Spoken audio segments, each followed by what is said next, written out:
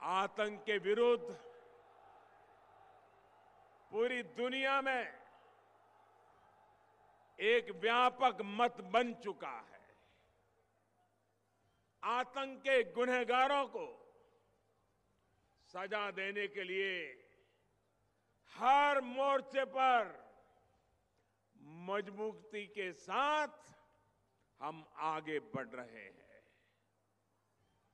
ये संकल्प सिर्फ मोदी का नहीं है, 130 करोड़ हिंदुस्तानियों का है। क्योंकि ये राजनीति से ऊपर राष्ट्र नीति का, राष्ट्र की सुरक्षा और स्वाभिमान का सवाल है। भाइयों और बहनों, पुलवामा हमले के बाद आपने भी देखा है कि कैसे एक एक करके पाकिस्तान का हिसाब लिया जा रहा है। हमारी सरकार के फैसलों की वजह से वहां हड़कंप मचा हुआ है। देश में रहते हुए अलगाववाद को हवा दे रहे लोगों पर भी कार्रवाई सख्त हुई है और सख्त होती रहेगी। साथियों, अब ये बदला हुआ हिंदुस्तान है। ये दर्द सरकार चुपचाप नहीं, ये दर्द सह करके हम चुपचाप नहीं बैठते। हम आतंक को कुचलना भी जानते हैं। ये नई रीति और नई नीति वाला भारत है। लेकिन मैं आज राजस्थान की इस वीर धरती से मैं देश के आक्रोश से भरी हुई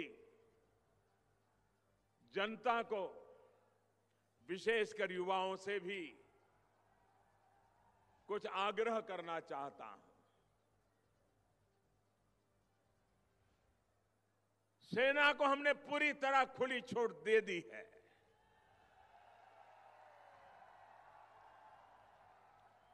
और मैं देख रहा हूं कि इन दिनों सोशल मीडिया पर जैसे वीर रस की बाढ़ आई है, वीर रस की बाढ़ आई है। लेकिन भाइयों बहनों,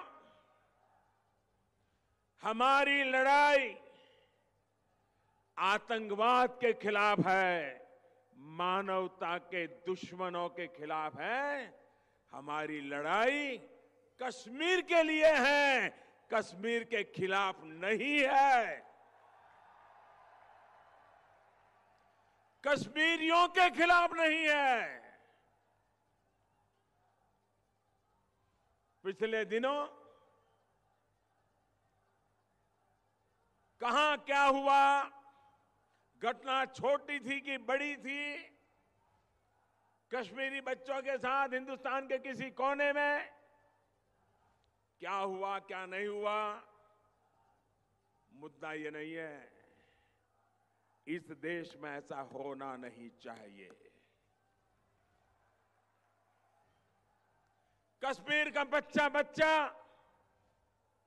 वो भी इन आतंकवादियों से परेशान है। वो भी आतंकवाद को खत्म करने के लिए हमारे साथ आने के लिए तैयार है। हमें उसको साथ रखना है। आपने देखा होगा, अमरनाथ की यात्रा, देश से लाखों श्रद्धालु जाते हैं। अगर उनकी कोई देखभाल करता है तो ये मेरा कश्मीर का बच्चा करता है, कश्मीर के लोग करते हैं। एक साल पूर्व अमरनाथ यात्रियों पर गोली चली थी और आपने टीवी पे देखा होगा, उन यात्रियों को जब गोलियां लगी वे घायल हुए तो उनको खून देने के लिए कश्मीर के मुसलमान कतार लगा करके खड़े हो गए थे, हिंदुस्तानियों की जान बचाने के लिए खड़े हुए। आज भी कश्मीर में जैसे हिंदुस्तान के जवान मरते हैं, शहीद होते हैं, वैसे कश्मीर के लाल भी ये आतंकवादियों की गोलियों से शहीद होते हैं। और इसलिए जब कुछ लोग, भले वो 2 हो, 4 हो, 5 हो, लेकिन ऐसे लोगों की ऐसी हरकतें उन लोगों को ताकत देती है जो भारत तेरे टुकड़े होंगे गैंग वालों को आशीर्वाद देने जाते हैं। भारत तेरे टुकड़े होंगे इंशाअल्लाह इंशाअल्लाह, ये नारा देने वाले लोगों को, आशीर्वाद देने वालों को ताकत देने का पाप मेरे देश का कोई नागरिक नहीं करेगा।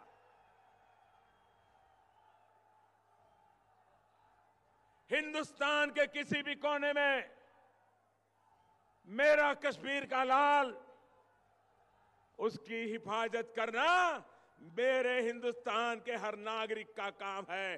बताओ भाइयों, हाथ उठाकर आप ये जिम्मेवारी निभाओगे क्या?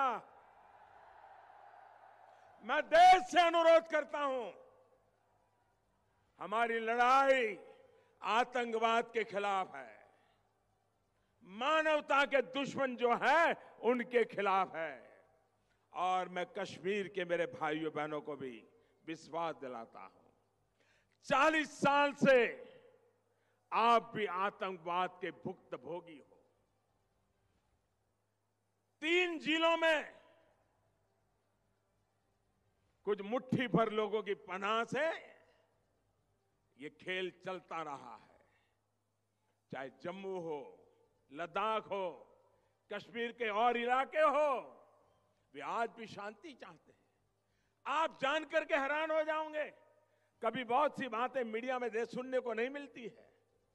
2 साल पहले कश्मीर के पुराने पंच सरपंच, क्योंकि कई वर्षों से वहां चुनाव नहीं हुआ था, 100 से ज्यादा पंच सरपंच प्रधानमंत्री निवास स्थान पर मुझे मिलने आए थे। सारे कश्मीर घाटी के से। तो मैंने उनसे कहा, आप आए हैं, मुझे खुशी है। उनकी मांग थी कि चुनाव करवाओ। वहां पंचायत के चुनाव नहीं हो रहे थे, अभी पंचायत के चुनाव हो गए। और आप जानकर के खुशी होंगे, 70-75% मतदान करके पंचायत के चुनाव में लोगों ने हिस्सेदारी की है।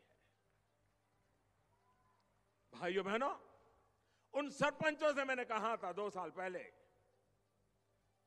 तब तो सरपंच नहीं रहे थे, लेकिन पहले सरपंच थे। मैंने उनसे कहा, आप मुझे एक वादा करिए और वादा निभाना होगा।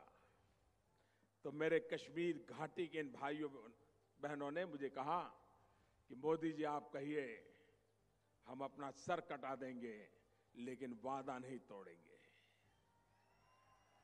मैंने कहा, लेकिन आपने मैं क्या मांगता हूं वो तो सुना नहीं है। बोले, आप कुछ भी कहिए, हम पूरा करेंगे। और मेरे भाइयों बहनों, मैं देश के सामने पहली बार ये घटना सुना रहा हूं। मैंने उनसे कहा, कश्मीर घाटी के पंच सरपंचों से मैंने कहा कि आप घाटी में ये आतंकवादी स्कूलें जला रहे हैं, इसको बंद करवाइए, किसी भी हालत में होना नहीं चाहिए।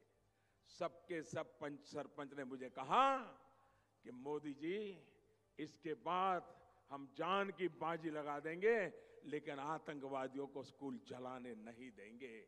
मैंने उनसे कहा था, जब आतंकवादी स्कूल जलाता है तब इमारत नहीं जलाता है, आपके बच्चों का भविष्य जलाता है।